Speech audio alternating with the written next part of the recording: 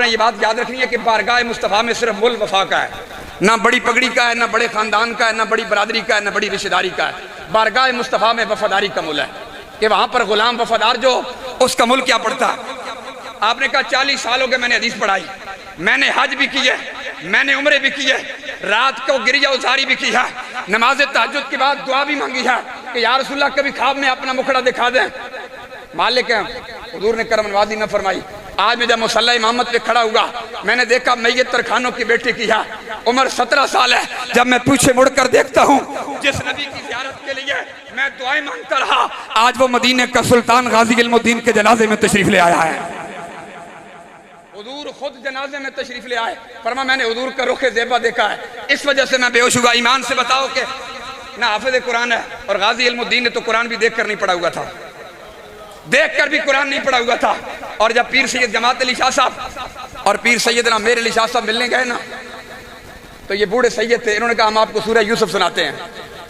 جب سورہ یوسف کی آیات نور کی تلاوت کی نا تو کسی مقام پر سید زادے کی زبان بڑھاپے کی وجہ سے لڑکھڑائی، تو غازی علم الدین بولے، انہوں نے کہا آپ یہ آیت ایسے نہیں ایسے پڑھیں۔ سید زادے ایران ہو گیا، آپ نے کہا تو نے تو قرآن دیکھ کر بھی نہیں پڑھا ہوا تھا، بتا قرآن یاد کیسے کیا ہے؟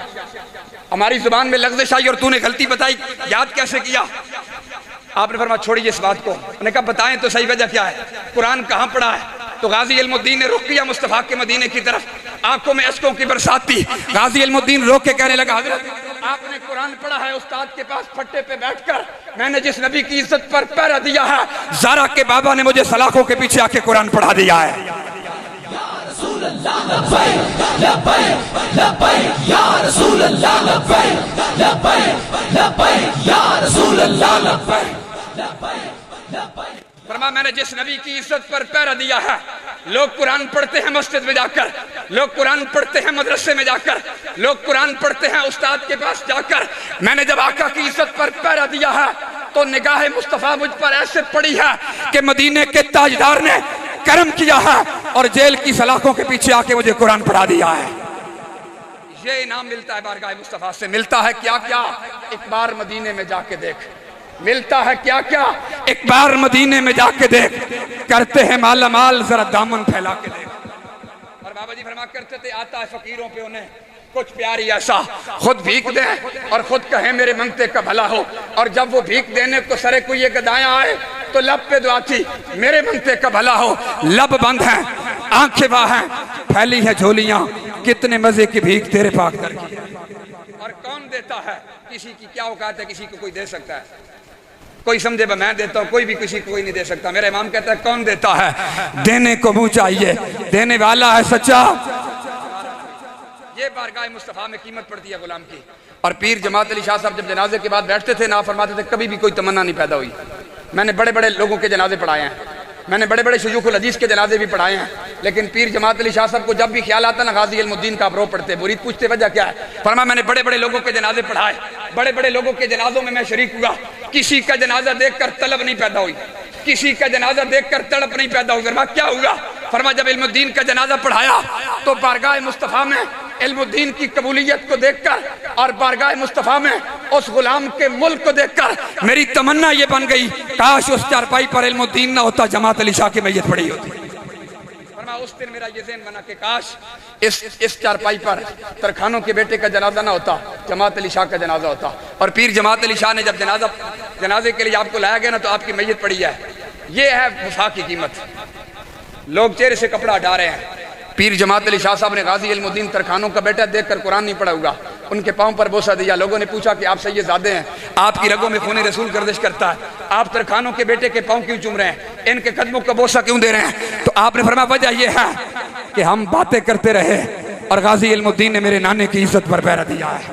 اور اسی عزت کو قلندر لاہوری مصور پاکستان اقبال نے بیان کیا کہ میرے ہاتھ میں تھا جب تک میرے مصطفیٰ کا دامن، میرے پاؤں چومتی تھی یہی گردش زمانہ، گردش زمانہ پاؤں چوم سکتی تھی۔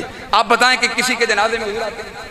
ایک سیدنا صدیق اکبر کا وصال ہوا، یہ بات آپ نے سنی ہے علماء سے، سیدنا صدیق اکبر کا وصال ہوا نا تو آپ کی وصیت کے مطابق آپ کا جنازہ حضور کے روزے پر لایا گیا۔